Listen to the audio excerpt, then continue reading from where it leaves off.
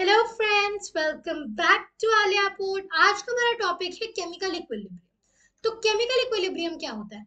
एक reversible reaction में जब rate of forward reaction rate of backward reaction equal हो जाता है तो हम कहते हैं इक्विलिब्रियम आ गया। इलैबोरेट करते हैं। देखो, कोई रिवर्सिबल रिएक्शन है, मान लो A plus B makes C plus D. Reversible है मतलब A और B को रिएक्ट करा के मैं C और D बना सकती हूँ, लेकिन C और D को रिएक्ट करा के मैं A और B बना सकती हूँ। इक्विलिब्रियम कब होगा? जब जितना रेट होगा A और B से C और D बनने का, उतना ही रेट होगा C और D से A और B बनने का।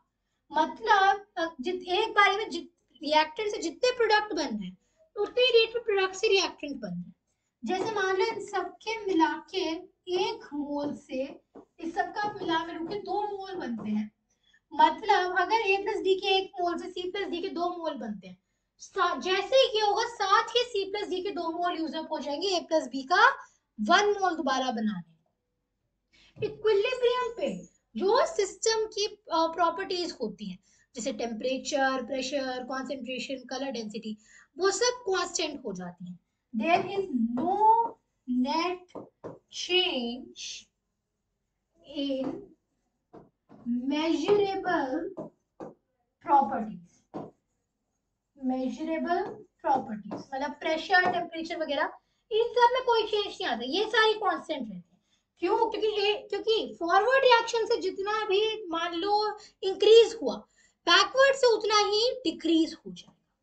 तो इक्विलिब्रियम स्टेज कैसे होती है? देखो, ये टाइम, ये रेट ऑफ रिएक्शन। देखो, रेट ऑफ फॉरवर्ड रिएक्शन कैसे जाएगा? ये है, मान लो ये मेरी इक्विलिब्रियम की लाइन। क्या होगा? फॉरवर्ड रिएक्शन ऐसे कम होता जाएगा, अल्टीमेटली यहाँ चला जाएगा। रेट ऑफ बैकवर्ड रिएक्शन यहाँ से शुरू हुआ, बढ़ेगा बढ़ेगा बढ़ेगा, जिस पॉइंट पे ये मिला इस लाइन से उसी पॉइंट पे मिलके ये दोनों लाइंस कोइंसाइड कर जाएंगी। रेट ऑफ फॉरवर्ड रिएक्शन यहाँ से शुरू हुआ, हुआ, कम होते होते इस इक्विलिब्रियम पॉइंट पे पहुंच गया। ये रेट ऑफ बैकवर्ड रिएक्शन, ये है रेट ऑफ बैकवर्ड रिएक्शन, और ऊपर वाला है रेट ऑफ फॉरवर्ड। तो रेट ऑफ बैकवर्ड रिएक्शन साथ साथ ही बढ़ता गया जब तक उस कांस्टेंट पे वैल्यू पे नहीं आ गया। रेट ऑफ फॉरवर्ड रिएक्शन भी कम होता गया जब तक उस कांस्टेंट वैल्यू पे नहीं आ गया। ये है मेरा स्टेज ऑफ इक्विलिब्रियम। यहाँ पे मेरा रिएक्शन इक्विलिब्रियम में आ गया है। यहाँ पे मेरा रेट ऑफ फॉरवर्ड रिएक्शन और rate of backward reaction equal हो गए हैं। तो इक्विलिब्रियम स्टेज पे क्या होता है? अगर हमें फटाफट सम अप करना, क्या होता है इक्विलिब्रियम स्टेज पे? सबसे पहले तो rate of forward reaction equal to rate of backward reaction, ये सबसे ऑब्वियस चीज। अच्छा, फिर एक चीज आती है कि जो भी कॉन्सेंट्रेशन है, concentration of reactants, concentration of reactants और जो कॉन्सेंट्रेशन ऑफ प्रोडक्ट होती है, and concentration of products does not change. जो भी कॉन्सेंट्रेशन है रिएक्टेंट्स की और प्रोडक्ट्स की, वो चेंज नहीं करने वाली। ठीक है, जैसे अगर मेरे रिएक्टेंट्स 1 मोल पर लीटर के थे, प्रोडक्ट्स 2 मोल पर लीटर के थे, और रिवर्सिबल रिएक्शन हो रही है, तो रिवर्सिबल रिएक्शन के एंड में भी रिएक्टेंट्स 1 मोल पर लीटर के ही रहेंगे और प्रोडक्ट्स 2 मोल पर लीटर के ही रहेंगे। तो जो कॉन्सेंट्रेशन है वो वेरी नहीं करने वाली है, ये डायनेमिक है, क्योंकि यहाँ पे रिएक्शन रुक नहीं रही है, यहाँ पे रिएक्शन अकर हो रही है। देख, तो ये स्टैटिक नहीं, डायनेमिक है, हो रहा है एक्टिविटी, लेकिन ये एक्टिविटी क्या हो रहा है? दोनों डायरेक्शंस में सेम स्पीड से हो रहा है। ठीक है, तो speed of reactant formation is equal to speed of product formation. जितनी जल्दी रिएक्टेंट बने, रिएक्टेंट से प्रोडक्ट बनेगा, उतनी जल्दी वो जो प्रोडक्ट बना उससे दोबारा रिएक्टेंट बन जाएगा। तो इक्विलिब्रियम स्टेज पे क्या होता है? Rate of forward reaction equal to rate of backward reaction, reactants और प्रोडक्ट्स की कॉन्सेंट्रेशन चेंज नहीं होगी, डायनेमिक फेज है। और जो रिएक्टेंट फॉर्मेशन की स्पीड है उतनी ही स्पीड से मेरा प्रोडक्ट भी बनने वाला है।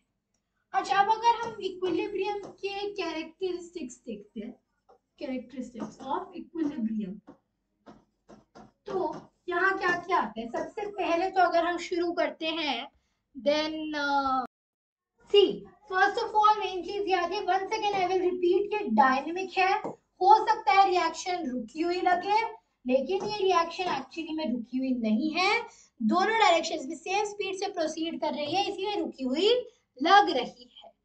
जो दूसरा पॉइंट यहाँ आता है वो है कि इफ रिएक्टेंट, अभी मैं रिएक्टेंट को ऐसे लिख रही हूँ, और product is gas, is gaseous, अगर कोई भी रिएक्टेंट या प्रोडक्ट एक गैस है, तो मुझे इक्विलिब्रियम अटेन करने के लिए एक क्लोज्ड वेसल में ये करना पड़ेगा, नहीं तो क्या होगा, वो गैस जैसे ही बनेगी साथ ही एस्केप हो जाएगी, मैं ट्रैक नहीं रख पाऊंगी कितनी बन रही है, और उससे मुझे पता नहीं चलेगा कि इक्विलिब्रियम आया या नहीं।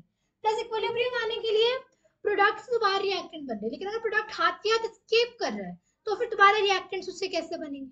इसीलिए अगर कोई भी रिएक्टेंट या प्रोडक्ट गैसियस है तो रिएक्शन का इक्विलिब्रियम अटेन करने के लिए हमें वो रिएक्शन एक क्लोज्ड वेसल में अटेन करनी पड़ेगी, जहां से कोई भी gas, closed air tight vessel में जहां से कोई भी गैस एस्केप ना कर पाए। गैस एस्केप करेगी तो इक्विलिब्रियम अटेन नहीं हो पाएगा।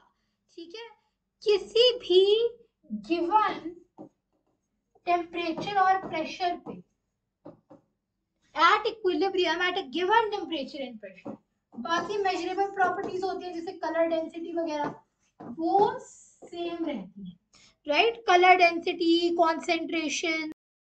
अच्छा, अगर मेरी रिवर्सिबल रिएक्शन जैसे होती है, उसमें फटाफट इक्विलिब्रियम अटेन करने के लिए मैं कैटलिस्ट, पॉजिटिव कैटलिस्ट यूज कर सकती हूँ। कैटलिस्ट पॉजिटिव भी होते हैं और नेगेटिव भी होते हैं, ठीक है? तो देखो, जैसे कैटलिस्ट जो होते हैं, पॉजिटिव कैटलिस्ट होता है जैसे गाड़ी के कैटालिटिक कन्वर्टर में पैलेडियम, प्लैटिनम वगैरह होता है। नेगेटिव कैटलिस्ट होता है जैसे हाइड्रोजनेशन ऑफ ऑयल्स होती है ना, वो वनस्पति घी की फॉर्मेशन जो टैंक में होती है ना, उसमें होता है कि एल्कीन से एल्कीन बनता है वगैरह वगैरह, उसमें जो हम पैलेडियम यूज करते हैं, कई बार क्या होता है वो पैलेडियम ना ज्यादा तेज रिएक्शन कर देता है, सी एल्काइन से एल्कीन और एल्कीन से एल्कीन। अगर मैं कहूँ कि मुझे एल्कीन ही चाहिए, जो कई बार चाहिए होती है, तो क्या करते हैं, पैलेडियम पे सल्फर, BeSO4 और एक सब्सटेंस में क्लेंटिन करके उसका मिक्सचर लगा देते हैं। वो मिक्सचर जो है वो पैलेडियम की कैटलिस्ट प्रॉपर्टीज को कम कर देता है, डिमिनिश कर देता है सिग्निफिकेंटली। जब ऐसा होगा, अगर वो प्रॉपर्टीज कम हुई तो रिएक्शन आगे कैरी आउट नहीं होगा। तो ये जो बेरियम सल्फेट सल्फर का मिक्सचर था, वो एक नेगेटिव कैटलिस्ट है, पैलेडियम एक पॉजिटिव कैटलिस्ट है, तो रिएक्शन तेज करने के लिए एक पॉजिटिव कैटलिस्ट का यूज कर सकते हैं। कैटलिस्ट क्या करेगा? कैटलिस्ट स्पीड ऑफ रिएक्शन बढ़ा देगा, दोनों फॉरवर्ड और बैकवर्ड रिएक्शन, जिससे इक्विलिब्रियम जल्दी अटेन होगा।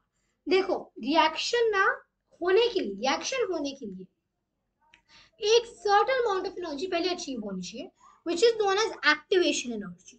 पहले वो एक्टिवेशन एनर्जी तक पहुंचते हैं, फिर रिएक्शन कंटिन्यू होता है।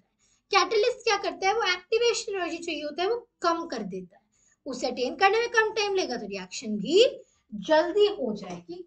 अच्छा, अगर हम अपना अगला पॉइंट अब देखते हैं, तो इक्विलिब्रियम जो होता है ना, वो दो टाइप्स में होता है। सबसे पहले तो आपका होमोजीनियस, जिसमें क्या होता है, होमोजीनियस में फेज सेम होती है रिएक्टेंट्स और फ्लक्स की। जैसे अगर मैं रिएक्शन लूं CH3COOH, किस फॉर्म में, लिक्विड फॉर्म में, प्लस साथ में, अच्छा ये काम करो, दूसरा रिएक्शन लेते हैं, COC2H5, ये लिक्विड फॉर्म में लिया, और साथ H2 रिएक्ट करा दिया वंस अगेन लिक्विड फॉर्म में, क्या बना? अच्छा, reversible reaction, CH3COOH liquid form में, ऊपर से C2H5OH लिक्विड फॉर्म में। ये होमोजेनियस इक्विलिब्रियम है, क्योंकि देखो रिएक्टेंट्स भी दोनों लिक्विड फॉर्म में, प्रोडक्ट्स भी दोनों लिक्विड फॉर्म में, फेज सेम है, तो ये होमोजेनियस इक्विलिब्रियम है।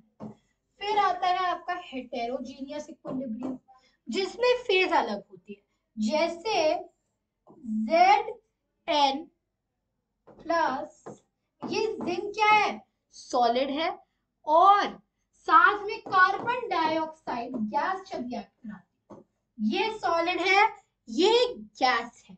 Zinc is solid, carbon dioxide is gas. इससे मेरा बना जिंक ऑक्साइड सॉलिड और कार्बन मोनोऑक्साइड गैस। अब यहाँ पे फेजेस अलग है, देखो रिएक्टेंट में भी एक सॉलिड है एक गैस है, यहाँ पे भी एक सॉलिड है एक गैस है, फेजेस अलग अलग है, तो ये हेटेरोजीनियस इक्विलिब्रियम है। ठीक है। अच्छा, एक इंपॉर्टेंट चीज जो आपको पता होनी चाहिए, अगर आपको क्वेश्चन में बताया गया ना इक्विलिब्रियम निकालने को कर, और बताया ना कि फॉरवर्ड डायरेक्शन या बैकवर्ड, तो आप हमेशा फॉरवर्ड डायरेक्शन ही कंसिडर करोगे। ठीक है। जैसे रिएक्शन होती है अमोनिया की फॉर्मेशन की, N2 plus 3H2 makes 2NH3। अगर इसमें मुझे इक्विलिब्रियम निकालने को सिंपली पूछे तो मैं forward reaction nitrogen plus hydrogen mix ammonia का निकालूंगी। अगर यही रिएक्शन मुझे ऐसे लिखी होती और इक्विलिब्रियम पूछते, तो मैं कैसे निकालती अमोनिया मिक्स नाइट्रोजन हाइड्रोजन का। तो अगर क्वेश्चन में स्पेसिफाई नहीं किया है कि किस डायरेक्शन का इक्विलिब्रियम चाहिए, तो फिर आप अज्यूम करेंगे कि फॉरवर्ड डायरेक्शन का इक्विलिब्रियम चाहिए। ठीक है। अच्छा, सेकंड थिंग इज कि एक रिवर्सिबल रिएक्शन में अगर फॉरवर्ड रिएक्शन एक्सोथर्मिक है, तो जो आपका रिवर्स जो बैकवर्ड है वो एंडोथर्मिक होगा एंड वाइस वर्सा। क्योंकि देखो हमने कहा इसीलिए टेम्परेचर सेम रहता है, रिएक्टेंट से प्रोडक्ट बनाने में हीट रिलीज हुई, प्रोडक्ट से रिएक्टेंट बनाने में उतनी हीट दोबारा यूज हो गई, तो जब दोबारा रिएक्टेंट बना तो कोई भी एक्स्ट्रा हीट नहीं है।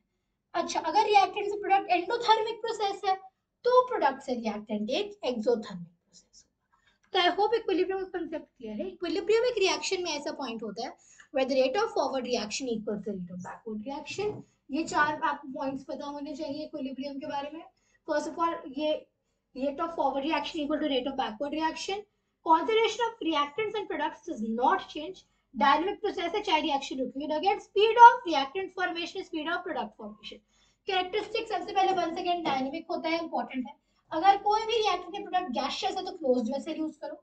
गिवन टेम्परेचर प्रेशर पे मेजरेबल प्रॉपर्टीज जैसे कलर डेंसिटी, वगैरह वगैरह, ये सारे कांस्टेंट रहते हैं।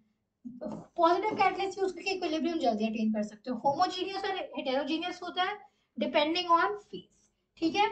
अगर आपको बताया नहीं है इक्विलिब्रियम निकालने में किस डायरेक्शन में चाहिए, तो फॉरवर्ड अज्यूम करेंगे, एंड अगर फॉरवर्ड रिएक्शन एक्सोथर्मिक है तो बैकवर्ड एंडोथर्मिक होगा एंड वाइस वर्सा। तो I hope equilibrium concept clear है। That was all for today's video. Goodbye. Thanks for watching.